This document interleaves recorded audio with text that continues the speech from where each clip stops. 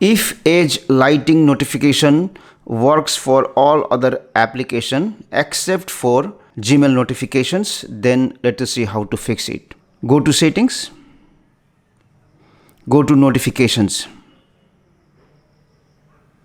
go to notification pop-up style.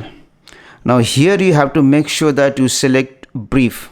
If you select detail, then you won't be able to get edge lighting notification. After that, go back, go to app notifications, and here you have to look for Gmail. Open it, go to notification categories. Now select mail for that particular Gmail account, and here there is an option show as pop-up. Make sure it is enabled. So once you do it, whenever you receive notifications in Gmail, edge lighting notification will be visible. Thanks for watching. Please subscribe for more tips and tricks.